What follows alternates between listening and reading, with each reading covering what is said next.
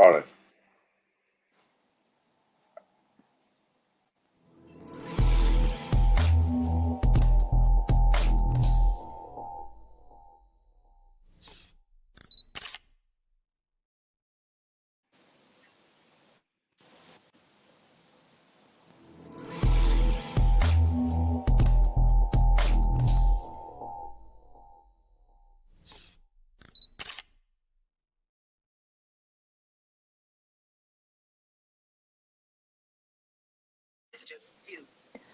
Good morning and welcome to Destination Uri. My name is Joanne Callan. I am a holistic therapist, wellbeing coach, and I guess supporter very much of the work of Children in Crossfire. I'm delighted this morning to be joined by Ronan and Richard, and we'll be basically having a chat. We'll be sharing some of Richard's story and I guess some of the work that Children in Crossfire do. So good morning, Ronan and Richard. Got our 2 hours there. So thank you for joining me this morning. Hello, Joanne. Thanks I'm going to line myself up on camera here a little bit better. Let me just get myself fixed. No, I'm moving away so that you forget that the camera's in reverse whenever you're doing it this way. But you guys are all nicely pictured, nicely faced on the camera there. So that's good. Thanks a million, as I said, for joining me. This, I have to say, as an interview for anybody watching in, is a little bit of self-indulgence. I was saying to Ronan yesterday, Richard's journey and Richard's story and the work of Children in Crossfire inspires me. It probably quite realistically changed my life when I heard Richard's story back many years ago at a time when I was going through or just coming out the other side of a particularly difficult time, and Richard's story and his inspiration and I guess how he lives his life was very much an inspiration for me at that time, and continues to be so every day. So I felt that in the midst of where we're all at now, that everybody could do maybe with a little bit of Richard's wisdom. No one more so than myself. So it is a little bit self-indulgent. So thank you both, Richard and Ronan, for agreeing. And also just to mention for anybody that may want to join us, Ronan and I are doing a 24-hour fast tomorrow for Children in Crossfire. Not sure, I haven't got chatting to Richard. I don't know if he's fasting tomorrow yet or not, but we'll see how that goes. We might recruit him today. And so anybody watching in that would like to join us to do that, it would be excellent. We'll come back to that later on in the show. But I guess I'm gonna go to Ronan a little bit first here, Ronan, and then I'll let both Richard and Ronan introduce themselves. Ronan, if you want to give me a little intro into, I guess, yourself and the work that you do with Children in Crossfire and what particular projects you're working on at the moment. Yeah, well, thanks a million for having us on. Joanne, it's a great opportunity for us to connect again in this very strange time that we're in, which actually, in the 2.5 years that I've been with Children in Crossfire, this is by some distance the most challenging spell we've gone through as head of fundraising with the organisation and managing a team of 5 of us. We've basically had to reinvent our fundraising operation for the foreseeable future. That's partly what the use of social media is helping us to do. That's the idea behind some of the initiatives we've had ongoing in the last couple of weeks, including the past tomorrow. We're very proactive, we're quite energetic, and actually I have to say that the crisis that we're all in has, I think, really galvanised the Children in Crossfire team. Everybody has their shoulders to the wheel to try and make sure that we continue to do what we need to do, not least because we are receiving very regular updates from our programs in Tanzania and Ethiopia, telling us about the need that is there. Our focus, as is the case throughout the world, our focus has shifted towards tackling COVID-19 in any way that we can in Tanzania and Ethiopia. And the stories that we have heard back, the contact that we've had from partners, it's actually it underlines the importance of what we're trying to do with our fundraising to make sure that we can do all the more. When you read about the challenges that people are facing in regards to COVID-19 anyway, we're going through it here, but the fact is it's going to be much more impactful on life in in Africa and in Ethiopia and Tanzania. And then on top of that, you read about a plague of locusts that's sweeping through East Africa at the minute and decimating vital crops for people. So they're facing a twin challenge, and it's difficult for them to know which is going to be the more serious. But all that in, it's quite easy to get motivated to calibrate your fundraising work and to really get energized to do all you can to support. We have a very acute understanding here of the challenges of COVID-19. You multiply that upwards for people in Africa who need us, who need our goodwill and our support, and we're doing all we can so that can happen.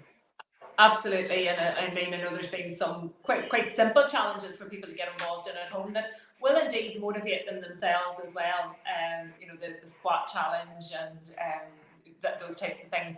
It's something that maybe gives people motivation and a focus point, which I know for me is something that's really important. I'm great. I was doing the swim for Children in Crossfire in February, March, wherever we were back there somewhere in the calendar where we had time and days and everything was normal.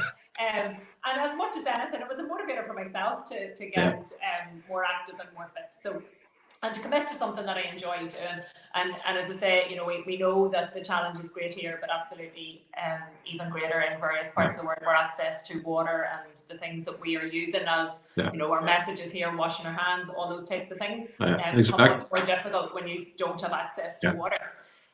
So thanks a million, Ronan, for kind of filling us in on that. And Ronan was a Camino buddy of mine, so we might come back to touching on the Camino. We did the Camino a couple of years ago, so we maybe come back and touch a little bit on some of the experiences from that as well. But I'm gonna go to Richard now, and I guess for anybody watching in who hasn't heard Richard's story, that kind of led to, I guess, the work of Children in Crossfire. Richard, can I invite you to share that with us? Surely. First of all, thanks very much again, Joanne, for having us on the program here, and as always, delighted to do anything we can with you or for you at any stage. Appreciate all the ongoing support that you have been providing for Children in Crossfire over many years now. I always think that you must regret the day you met me, because it's like some people describe me as a swamp. You just get deeper and deeper. So in many ways, I'm very grateful to you, and obviously the people in Uri have been very responsive to Children in Crossfire as well. So I'm very grateful for that. I suppose my story in terms of the sort of way my life went is I am a blind person, and I lost my sight through being shot back in 1972 when I was 10 years old on my way home from school. I just got out of school. I lived in the Craigan estate in Derry, and at that time the Craigan was a fairly, violent place. It was at the epicenter of the conflict here. Bloody Sunday had happened in January 1972, so you had, all the sort of follow-up to that. So, people would say that the weeks and months that followed Bloody Sunday were among the most violent period in the history of the Northern Ireland conflict. And Derry in particular was very volatile. And I got out of school as normal on the 4th of May 1972, and me and my friends were having a race along the bottom of the school football pitch. I was 10 years old at the time, and there was an army lookout post positioned at the bottom of the school football pitch, and as I ran past it, a British soldier fired a rubber bullet, and the rubber bullet hit me here in the bridge of the nose. I lost my right eye and permanently blinded on my left eye. So that's 48 years ago now, really. And but I bounced back remarkably well from that. And the reason why I bounced back so well, I think, is down to a number of factors. And the first thing is that, my family were very significant in my life. My family, where I come from a big family, there were 12 children, 9 boys and 3 girls. I was the second youngest. And, my parents and my brothers and sisters basically were the people that cushioned the impact of blindness on me, and they basically nurtured or nursed me back to get me on my feet again and deal with the whole impact of blindness. And then, the local community, the people of the Craigan Estate, the people of Derry, and even further afield, people supporting me and supporting my family. And when I reflected on my blindness, and my young adult years, I realized that it was that community support that was extremely important in my life. And then, the fact that I was able to get back to school, Joanne, and get an education for myself, I was able to, even as a blind person, I went back to what you would call normal school and done all the normal things. And that was very important for me. And the only final thing I would say is I think that I was blessed in the way that I had no anger or no bitterness or no hatred around what happened to me.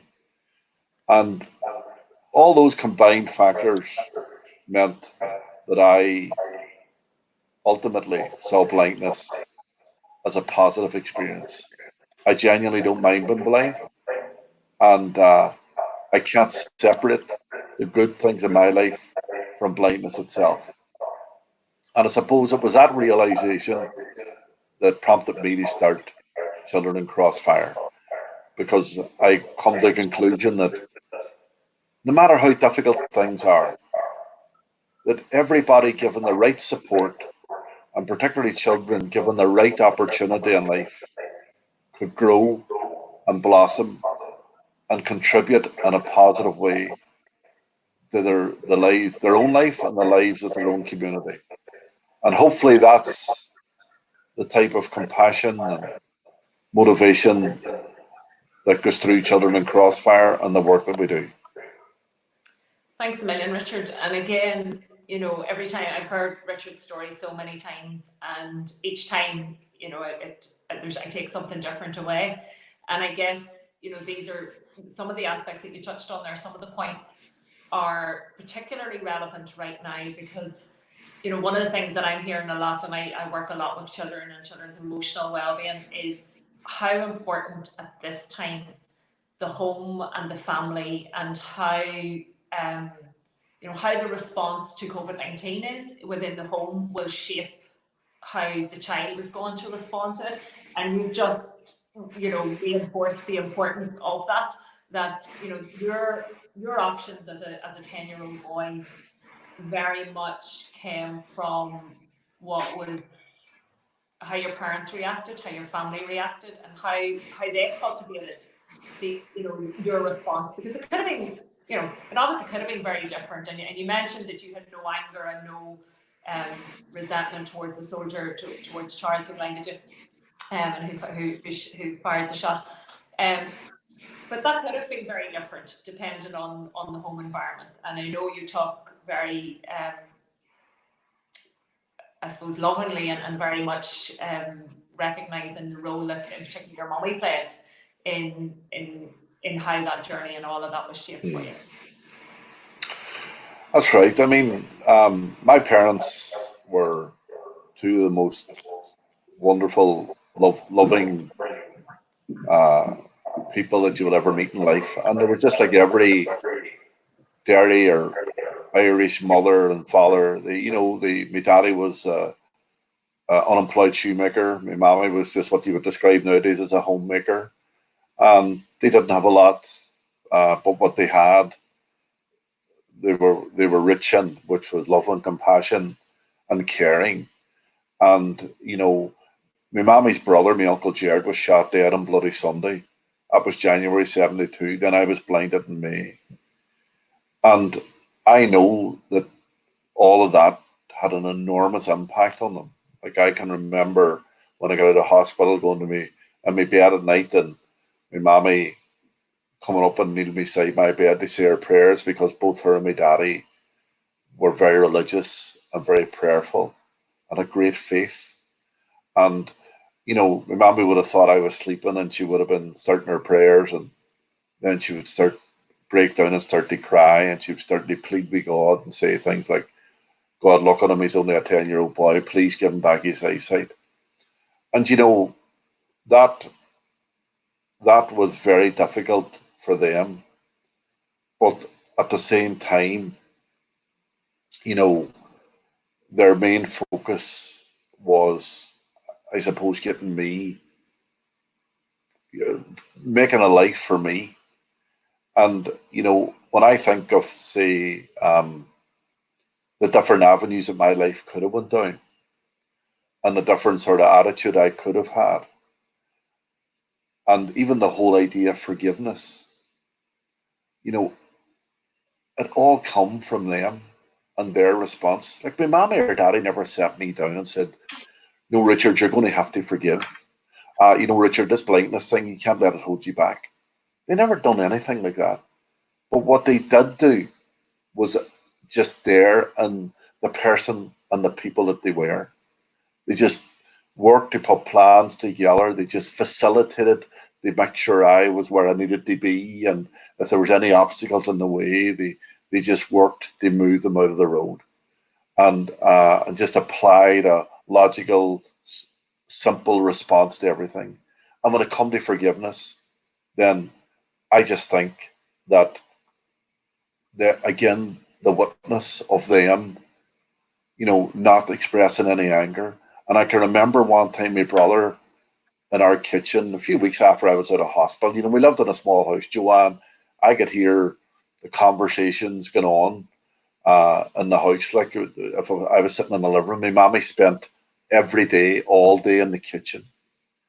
And I remember my brother, who was about 17 at the time, going on to my mommy, and in very angry, colourful terms, he said things to my mommy like, they murdered my Uncle Jared. They blinded Richard. It's time to get her own back. And I remember my mommy saying, if you want to help Richard, go you in there and help Richard. But you're not helping Richard by hurting somebody else. And, eventually I tracked down the soldier, as you know, Joanne, Charles, and I met him. And me and Charles are good friends now. But one of the things that I did was I brought Charles up to meet my mommy, about a year after I met him. And it was a nerve-wracking experience for me because, I didn't want to re-traumatize my mommy. I didn't want to not take on board her feelings and hurt her all over again. This man blinded her son. This man caused her so much pain. And she would even say that the incident of me being shot and blinded ultimately caused so much stress to me daddy that he killed him eventually. And so there I was bringing this soldier up, and people used to often say to me that they were amazed at my forgiveness and stuff. And I can understand why people would say that, but I never felt anything I was doing was amazing. And that's not me being sort of modest or anything. I genuinely didn't. I only done what I felt was natural to me. So I didn't feel that I was doing anything incredibly amazing, although I could understand why people would say it. But when I brought Charles up to meet my mommy, and my mommy was a wee 4.5-foot dairy woman, and she was 88 years of age at the time, and Charles was a 6.5-foot retired army major. Very different person altogether. And he came into our house, and my mommy took him by the hand. She brought him into the living room. She sat him down. She made him a cup of tea, and she started to chat to him as if he was a long lost friend. And I found that absolutely incredible. I found that absolutely amazing. And that's I thought I was helping my mommy bringing the soldier up, but in actual fact, I got more out of that meeting than I ever envisaged. Mm-hmm. Because then I knew what it felt like.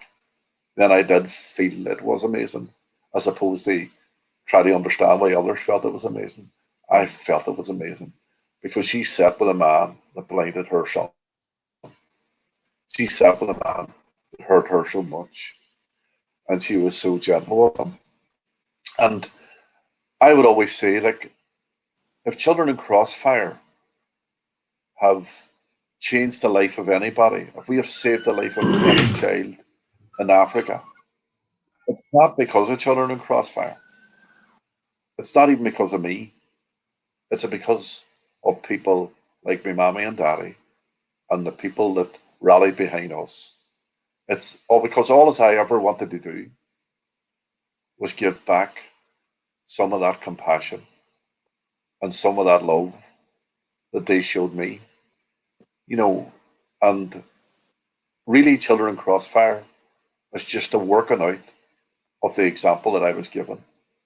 So to me, that highlights the importance of the role that you play, the role that I play, Ronan, and everybody else in the lives of other people.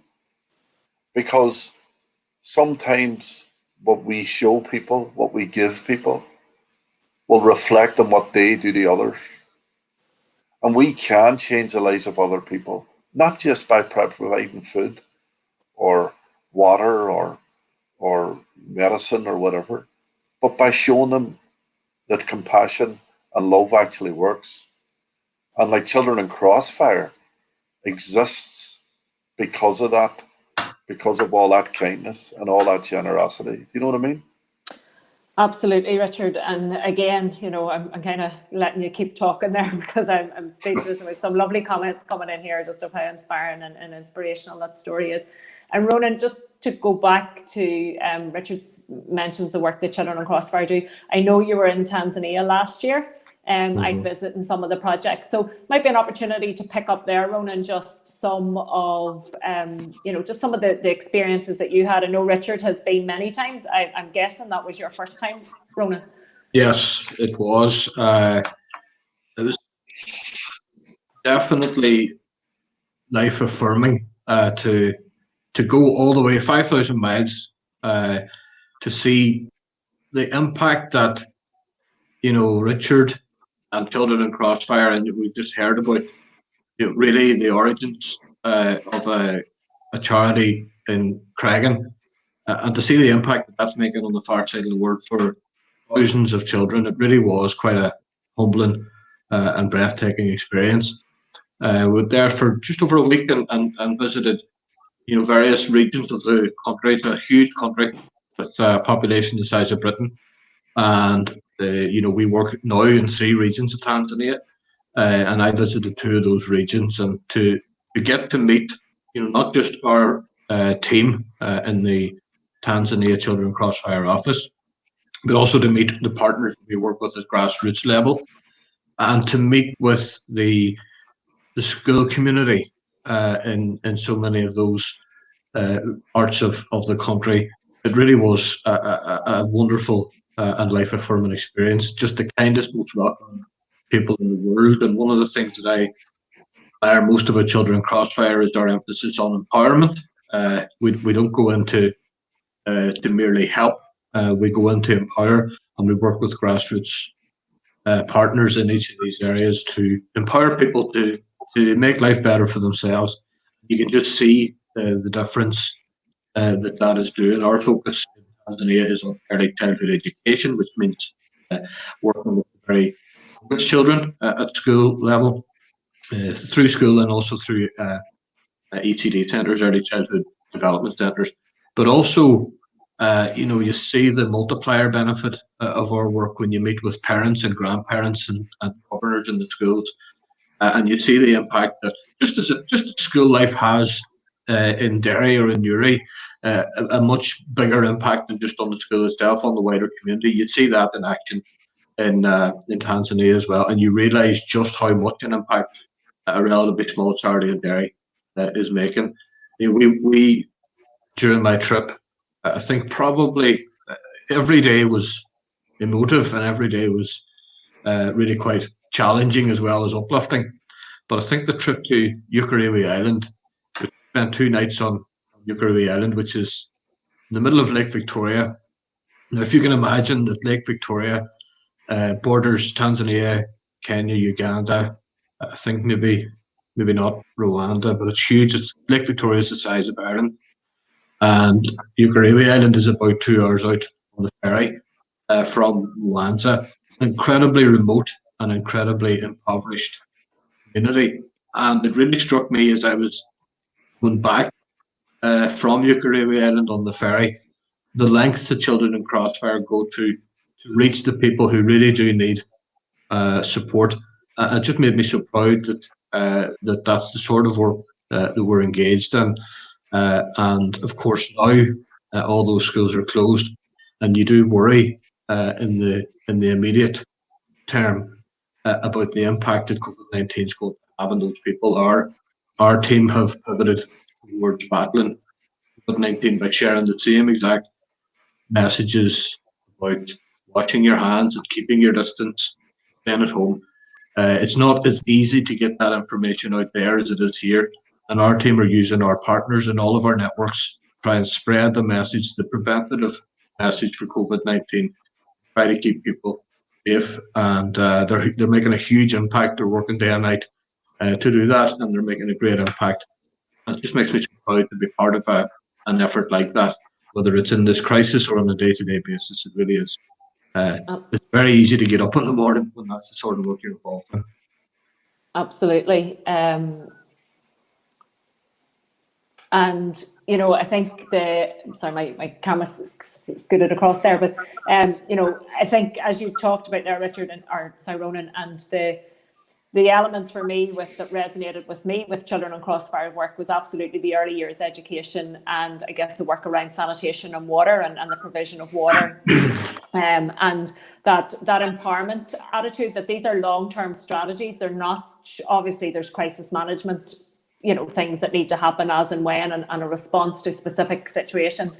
But overall, Children in Crossfire's work is a long-term investment in the communities that they work with, and an empowerment, you know, particularly those words empowerment, and I guess how, you know, that makes a difference in communities throughout generations as well, because that would be a big part of the work that I do. It's really interesting that we're talking there just about schools and communities. You know, who would have envisaged that we would be in a situation now where, you know, where schools are closed and people are, you know, working, educating children at home and all of that, even, you know, here as well. And I think that's one of the things that have been coming to the front, that, you know, schools are part of a community. They're much more than, you know, where to learn ABCs and numbers and letters and all that kind of stuff. That actually it's all that happens within the walls of a school and much further. So, and I know that ties in as well. I'll maybe go to Richard a little bit on this, around the Educating the Heart programme that has evolved, I guess, and is a key part of the Children in Crossfire work now. Perhaps, you know, a different path than you would have envisaged at the beginning, Richard, but it's certainly one that I know I'm very passionate and interested in. Do you want to tell us maybe a little bit, or share a little bit of the story of Educating the Heart and how the Dalai Lama got to be involved in all of this? I often say, if the Dalai Lama can call Richard his hero, then I'm pretty okay. I'll be in good company then, because I could give you that title as well. Yeah, well, I always say, Joanne, that the Dalai Lama was a bad judge of character, but I think the rest of the world might agree with you too much there, Richard. But no, I mean, it is. I mean, the whole Educating the Heart thing is, I suppose, it did emerge from the Dalai Lama is Children in Crossfire's patron, and I suppose that I met the Dalai Lama back in 2000, and I met him. I was like everybody else. I was in the audience, and he was talking, and he talked about forgiveness and stuff. And I suppose it was during that talk that I realized for the first time that what I was experiencing was forgiveness. You know, but over the years, I, you know, never expected it at all, but I developed a relationship with His Holiness, the Dalai Lama, in terms of, you know, I wrote to him to ask him would he attend the Children in Crossfire, our 10th anniversary as a keynote speaker. And to be honest, I really thought, like, there's absolutely no chance of the Dalai Lama flying from the other end of the world, being the world leader that he is, the leader of the Buddhists, Tibetan Buddhism and all, you know, and he's so many people love him really throughout the world. And the chance of me getting the Dalai Lama to come here was just absolutely remote. And within 10 days, I got a fax back to say, "Well, come," and I genuinely could not believe it. And it was exciting, but also extremely nerve-wracking, because now you're organising a state visit of a world-renowned figure without any of the apparatus of the state behind it. So, but it was brilliant. But during and he came then a couple of times, and during those visits, when he was sitting talking to everybody that was there listening to him, he talked quite a bit about educating the heart. And really what he meant was that we spent so much time developing the human brain. And that's fantastic. You know, if you think the human intelligence, if you think about what we as a human race are able to do now in terms of our, technological developments and everything else. And he was saying, but we've done that and neglected the need to develop the human heart. And I suppose that means our core sense of empathy, compassion, and that. And, I remember in Dublin, he was speaking in the City West Hotel, and there was like over 3,000 people in the room, and he talked about this. And he said that, he's getting no younger. And we would need to be taking this on. We would need to be thinking about the educating the heart and how we take it forward in our work and in our lives. And I felt that was a signal to me, among many others. I'm sure that Children in Crossfire would need to think about this. And I suppose the Educating the Heart program that we have developed and evolved, thanks to Emory University and Brendan Sabat Silva there and Geisha Lab Song out there, and thanks to Life University and Dr. Riekman, it's the president of Life University, and a guy called Jerry Klum. These people got behind Children in Crossfire and given the benefit of all their expertise. But ultimately, what we have done is incorporated this whole idea of compassion, empathy, forgiveness into our lives. And it's all about really how you respond to situations and how you engage with your heart. And I can think of a number of examples. Like, you need the brain and you need our intelligence, and that's good. But you also need to respond to situations with compassion. And I suppose when I think about it, if you imagine 3 circles, one circle inside the other, so a small circle in the center, an outer circle around that, and then a bigger circle around that. And, the small circle in the middle is represents the people that you love most. Your parents, your children, or whatever. And then the middle circle is the people that you care about after that, like your friends, and maybe your wider family context, people that you really care about. And then the outer circle is the people that you would consider your enemies, or the people that hurt you in life. And I suppose it's very easy to feel compassion and love towards the people in the inner circle and forgiveness. But when you can feel the same feelings for the people in that outer circle, your enemies, the people that hurt you, that you do for the people you care about, then that's real compassion. And that's real forgiveness. And that's what educating the heart's about. People will hurt you in life. Charles hurt me. Charles hurt my family. I'm dealing with Charles's actions every day of my life. But what's important about my story is not being shot and blinded. What's important about my story is how I reacted from the moment I was shot, how everybody else reacted. That's what's important. So And I believe, without me realizing it, that I experienced an education of the heart from my family and from my friends and the people in school that walked me around, the teachers that made the special efforts to make sure that I didn't fall behind. That to me, I didn't realize at the time, but those people were educating me through the heart. They were showing me what real compassion is. And I think in our lives, Joanne, in Northern Ireland, we talk about reconciliation.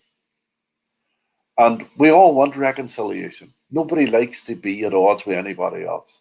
It's not a nice thing when you're falling out with people, when you're angry with people, or worse than that, you're involved in violence or whatever. That's not a nice thing for anybody. And, you know, if we're to have true reconciliation in our lives, it's got to start with ourselves. Forget about everybody else. Forget about politicians. Forget about Stormont. Forget about whatever. I think if you're to have reconciliation in your life, it's got to start in your own heart. And I think one of the best ways to do that is through the gift of forgiveness, through compassion, and through empathy. And that's what educating the heart is about. And Children in Crossfire have a teacher training program that we do in Northern Ireland and throughout the whole of Ireland.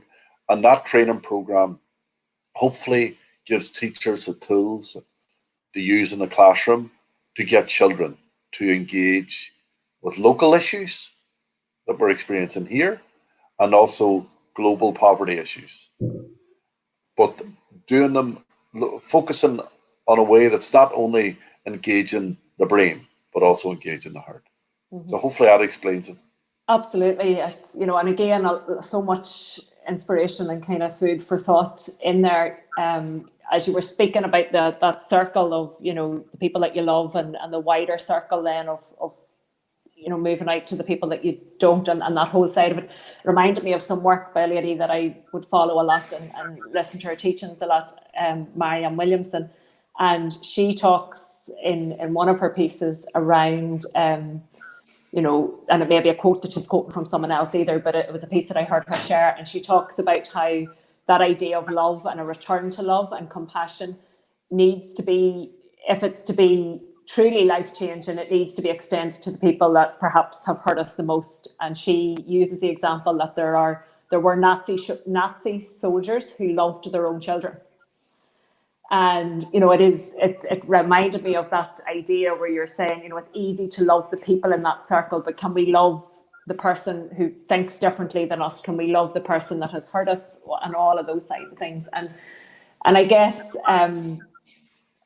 you know, I think at the moment, again, we're looking at that, and, you know, family units are probably under a lot of pressure at the moment, because despite the fact of really loving those people that you live with, if you don't spend a lot of time with them, it can be a bit more challenging, and we're finding that too. And I think, you know, compassion with self and others is something that I work on kind of cultivating. I don't always get it right, which is why I need to remind myself of listening to people like Richard and all of that type of thing. I remember a number of years ago, someone saying to me, 5 years from now, you'll be the product of the people you surround yourself with and the books that you read. So I kind of consciously choose to surround myself with people that inspire me, because I think there's very few of us have this story sussed perfectly. I mean, we all are work in progress, and for me, I think if we can aim and endeavour and maybe fall short a little bit now and again.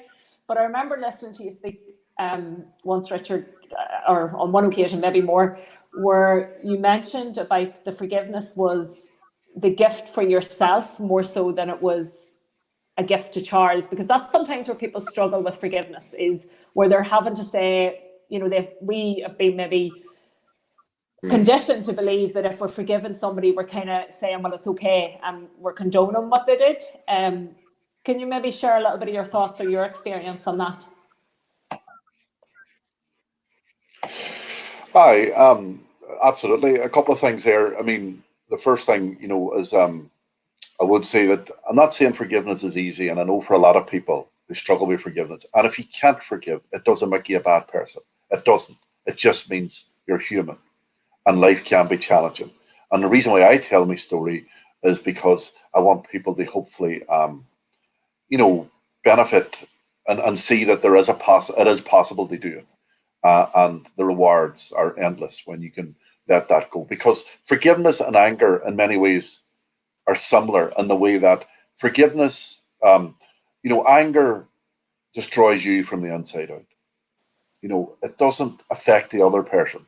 Somebody once described anger to me, it's like drinking a cup of poison and expecting the other person to die. And forgiveness, in many ways, is the same. Because forgiveness isn't about the other person. It's about you. And it's about your ability to move on. So the fact that I forgive Charles isn't going to change his life too much.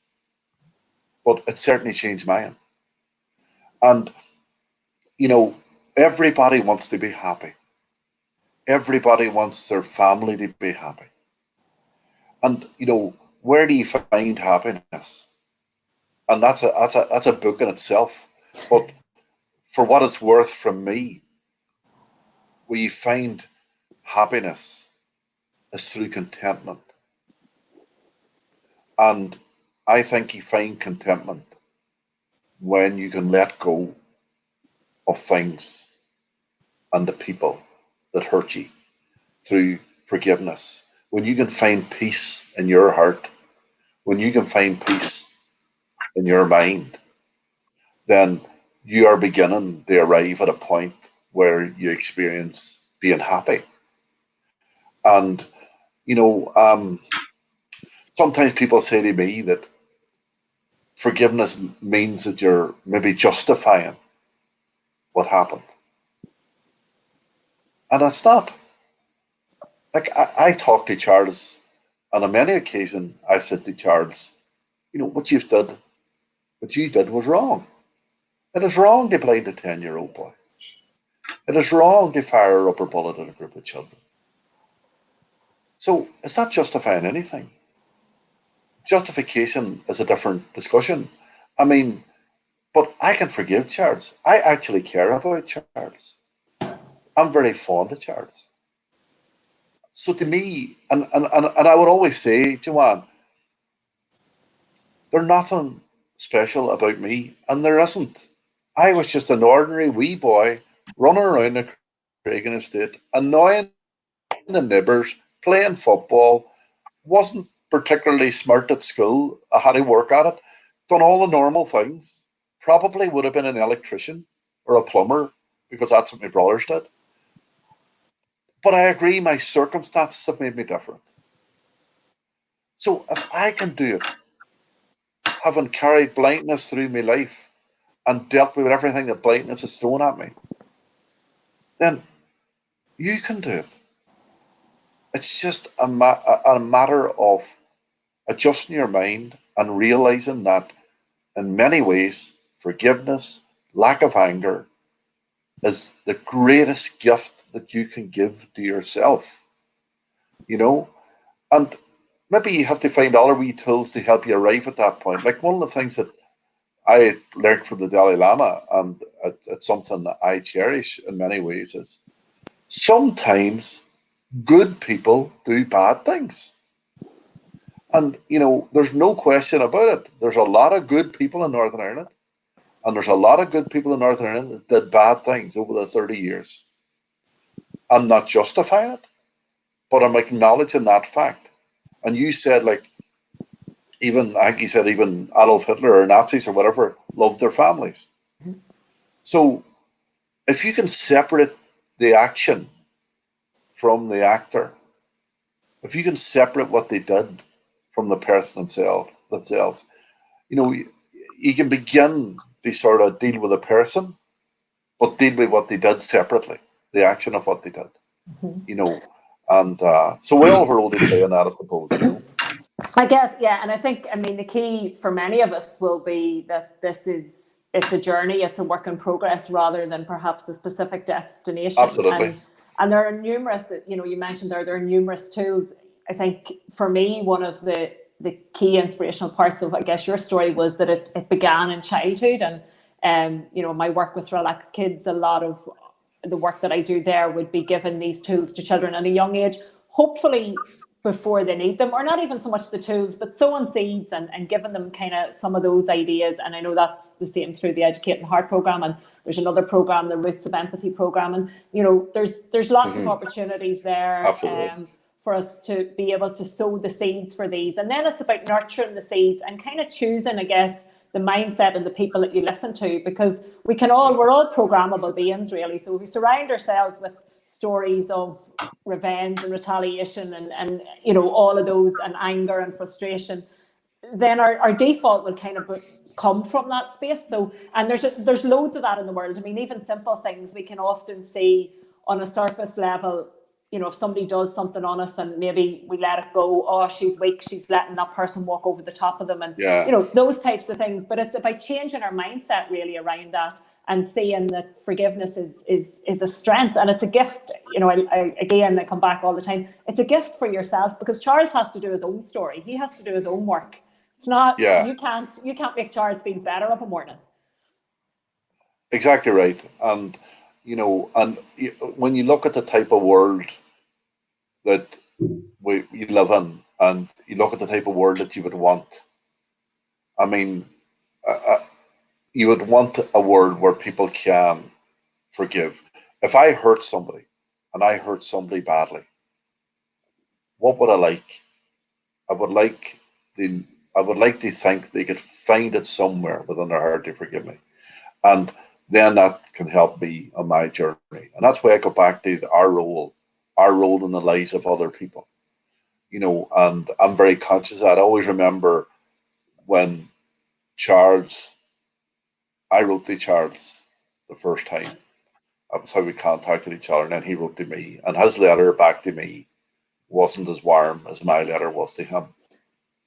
And my two daughters and my wife were in the kitchen when the letter arrived, and we're out in the kitchen, and they read the letter, and it was cold, and it was, there were some things in it that were hurtful, I suppose. And one of my daughters, well, they were all crying, and one of my daughters said, "Daddy, I don't think I like him." And I remember thinking, this is not what I wanted, even though I was my mind was in a whirl because of the letter and trying to deal with the things in it myself. I remember thinking I had this sort of Mills and Boons type of story in my head about how it was all going to work, and me and Charles were going to disappear into the mist, and it was all going to be dead romantic. And here was this letter come in, and my daughter was crying, and she was potentially building up a resentment towards him. But I just kept on the path. And then a year later, we were sitting in the City Hotel here in Derry, and Charles was there and my daughters were there, and there was a lot of people milling about, and I was just sitting listening really, and my daughter and Charles were having a laugh together. The same daughter that said to me, "Daddy, I don't think I like him." And to me, I just felt fantastic, because the journey happened, and the journey was a positive one, and it helped me realize the role that I played in her, because I could have responded to that anger. I could have said, or that feeling that he was gathering me, I wouldn't call it anger, but the sense of not liking him. And I could have said, "You're right, I don't really like him either. And you know what? That's the end of the road. I'm tearing up the letter and blah, blah, blah." And she maybe never would have the chance to move on from that position, that spot, that place. And it's through people like you, Joanne, and the work that you're doing, the various projects that you're rolling out, that you're getting young people to engage with things like that. And that's why I'm so delighted to know you, and so delighted to be associated with the stuff that you're doing, because we need that. We need more of that. And I think the truth is, that we all can, I guess, influence there. And I know, Ronan, you've obviously been listening in, and in your role have the opportunity, I guess, to hear Richard's story and time and time again. And I notice you kind of nod and acknowledge and stuff there, because I guess you're probably a bit like myself, is that every time you hear it, it resonates perhaps on a different level. And, you know, in terms of the motivation for the work between that Children in Crossfire are doing and that you're doing each and every day, Ronan. And I know we touched on it at the beginning in terms of just how important it is now to be able to translate that and to show our compassion in action for people in the world who maybe, you know, we have no immediate connection with, but we're there. So, you know, I'd like to really thank you for sharing that. And I know I'm going to touch a little bit, I suppose, out of your role necessarily as fundraiser. And I mentioned at the beginning that we're going to go back a little bit to the Camino. So, and Richard's we've talked there about a journey and a destination. And the Camino is something that people, you know, may have been aspiring to do this summer. And you know, those plans will have been put on hold. Perhaps maybe, you know, the Children in Crossfire, I know you were due to be on the Camino in there. So maybe talk a little bit about the Camino, because obviously the Camino is very much that kind of a process. It's a journey rather than a destination, and there's no one way to do it. So I'm never going to get you to share a little bit of your thoughts on that and how what comes to mind when I talk about the Camino. Well, as you were talking there, I was thinking that Richard's story, every time you hear it, it's kind of like the best movies. Every time you hear it, you find something new and different to take away from it, something impactful that you hadn't maybe clicked with you before. Really struck by the fact that in this current lockdown situation, the importance of family, the importance of friends and of community, and you know, we hear a lot of talk at the minute about at the end of all this, you know, there will have to be, or that we are currently living through, what will result in a global reset, or at least that's one of the hopes for this, that something good can come from it. I suppose the Camino is something of a personal reset in many ways. It allows you to step off the merry-go-round of life and to take just some time out to reflect, some time out to think about what's important and often what's not. And you know, you don't necessarily have to go there with a significant personal story like Richard's and want to, you know, maybe think through things in a way to let significant things go in your life.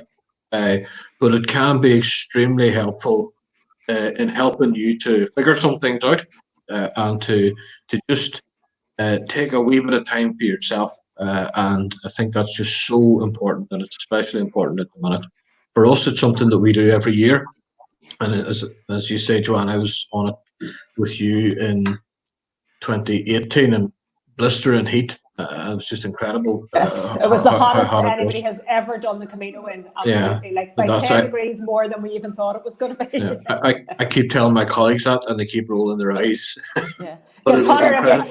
The temperature gauge goes up every time I tell the story. I'm also laughing. I'm laughing as we're talking about the Camino, Ronan, because I guess you possibly were surprised when you realised I was signing up to do a 24-hour fast, because I know you got the side of my hangry moment when we walked long and hard in the heat of a day and then couldn't find the restaurant in a particular spot. So we took, I think it was about 30 feet further on down the street. That was enough to put you over the edge. I think that night. It absolutely was. I needed lots of Richard's compassion at that point for me. Well, I can relate that. I done the Camino 2 years ago, and I can relate to it, so it's all right. But the feeling, yours wasn't as hot as ours, Richard. No, definitely not. Nobody's ever was as hot as ours. The feeling you get when you arrive into the village you're staying in that night, it's a remarkable feeling.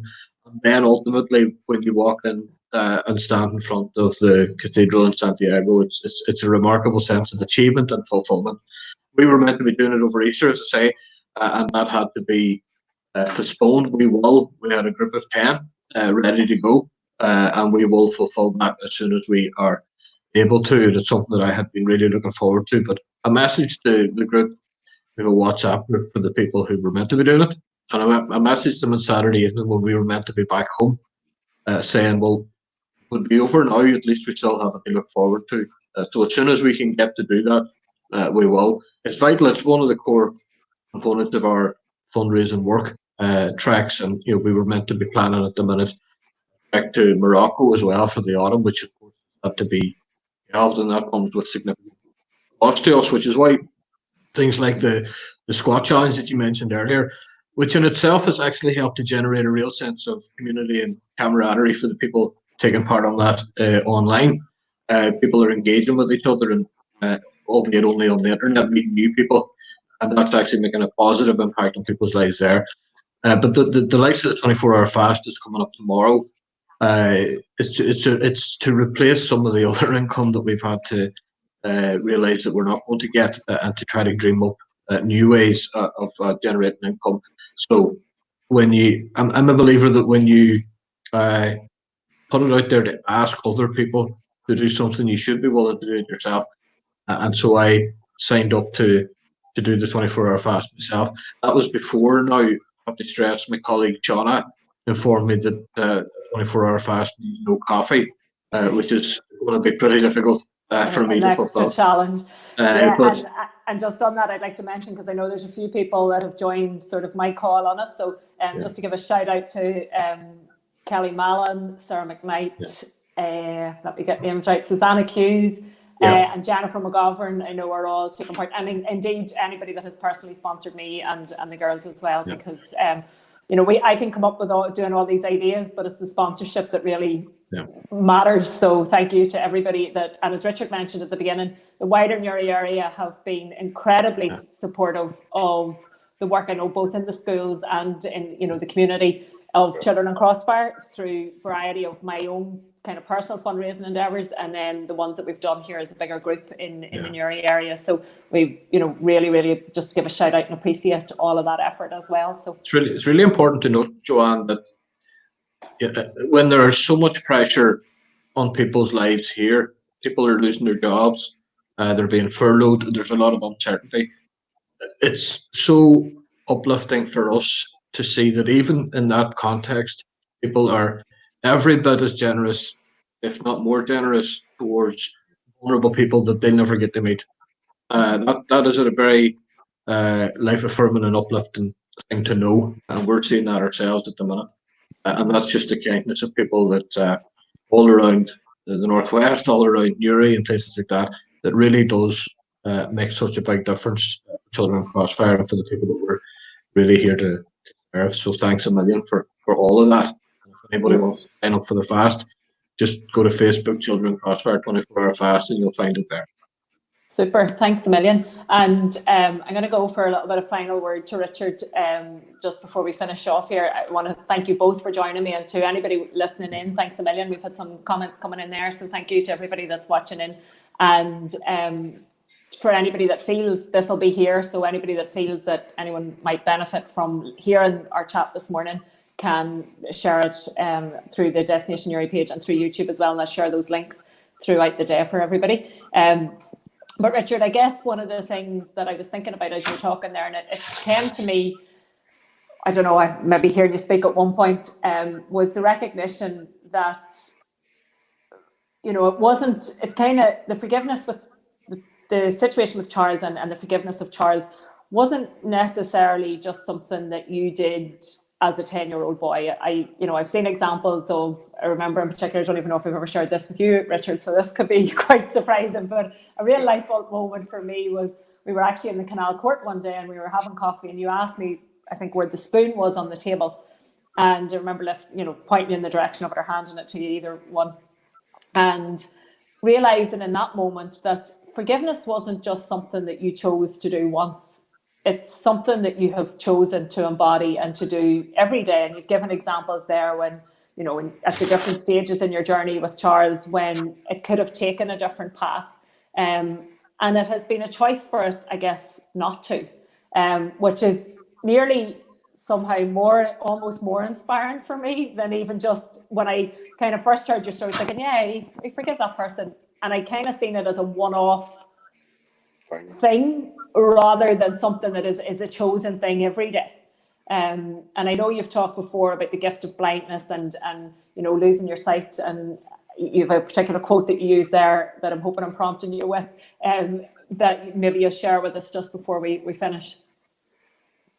I know, and you're right. I mean, I suppose that forgiveness isn't a statement that isn't a one-stop shop in many ways. It's something that, that's present, and you could lose forgiveness, the feelings of forgiveness, as quickly as you have them. And I think it's important that you continue to work at it. And as my story evolved with Charles, there was times that Charles would say things, and it would challenge me. But thank God I have the mechanisms and the ability to sort of see it in context. And I suppose the one thing that I would say there is that, what I realized when you go into a reconciliation process, and again, this is something we all should remember, that you can't expect that the other person to be the person that you would like them to be.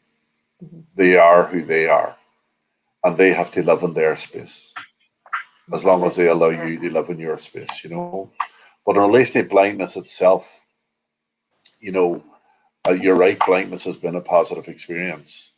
And, I've done a lot of things in my life that I think I never would have experienced other if I had had my eyesight.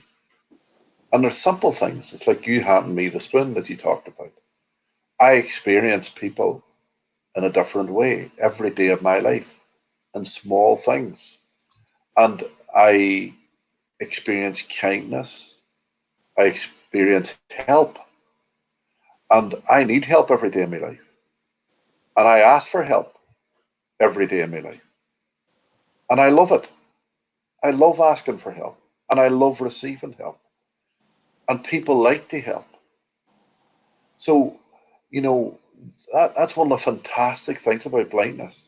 Sometimes people build walls around themselves and advocate independence. If I can't do it myself, then it's not worth doing it at all. And that's not true. We are living together, and the coronavirus, if anything, is a living example of how we're all interconnected and how we all need each other. So help is something that I value as a result of blindness. The things that people do for me without even thinking, that's important for me, like handing me the spoon, like showing me where to sign, like helping me off a bus, like guiding me down a street. All very nice, everyday things that can be so easily taken for granted. So what I would say about blindness is, you can take away somebody's eyesight, but you can't take away their vision. And the vision that I think that I have is through the work that I do with Children in Crossfire, and through some of the stuff that I shared with you today that I've come to realize in my life. Richard, thanks again, as always, and I think we'll leave it there with those comments, because there's lots of food for thought. We had one of our viewers just thanking you for your book, that they read it many years ago, and to thank you for sharing your wisdom in that. So thank you all very much. And just to finish, I guess, with the message of Children in Crossfire, giving children the chance to choose. And I think we've talked a lot about choice and things like that here today. So Ronan and Richard, thank you so much. Ronan, I'll see you on the other side of the fast tomorrow. Good luck. Or I might, the coffee fast. A shadow of your former self. Indeed. Guys, listen, thank you so much. I did choose today to wear my red and white Children in Crossfire jumper. I think I was a t-shirt. I think I was deliberately sent that one as a Derry representative, as an Armagh woman. But let's see, I'll need to get myself an orange and white one just to keep things right here. Thank you so much, guys, and thank you to all our viewers for watching in. I'll be back on Monday with some other guests, and we'll be talking breathing and sleep and snoring and all those things next week. So thanks a million. Thank you to Destination Uri for hosting, and I look forward to chatting to you all soon. Thank you.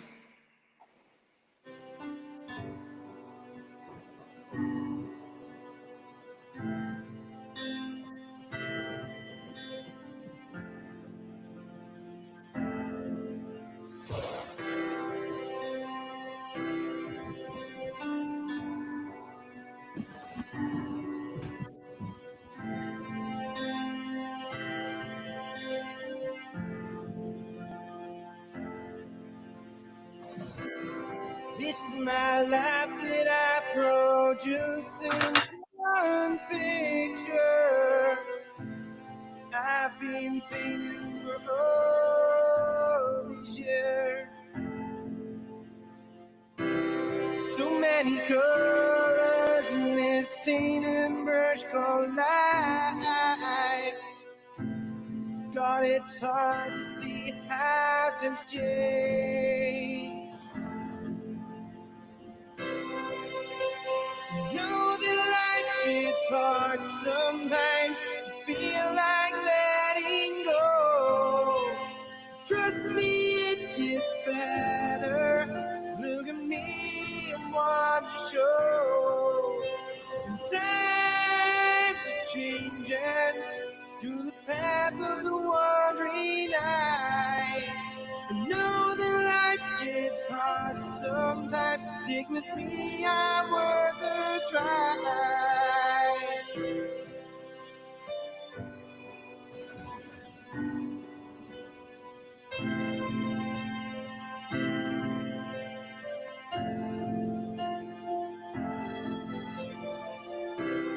Walking back and forth on this one-way street, you would always say, faces they keep changing, but these streets all stay the same. I'll be watching you through the path of the wandering eye. I'll be watching. Know that life gets hard sometimes. You feel like letting go. Trust me, it gets better. Look at me, I'm one to show. Times are changing through the path of the wandering eye. Know that life gets hard sometimes. Stick with me, I'm worth a try. Oh, me, I'm worth a try. Oh.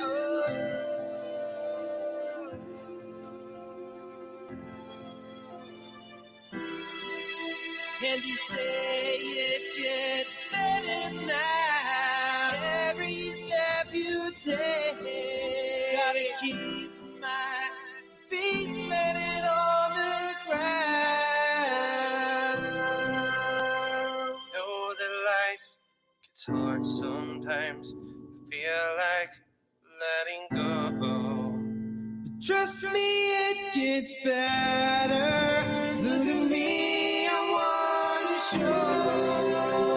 Times are changing through the path of the wandering eye. Know that life gets hard sometimes. Take with me, I'm worth a try. Know that life gets hard sometimes. Feel like letting go. Trust me, it gets better. Look at me, I wanna show. Give up, it gets better. Don't give up. Look at me, I wanna show.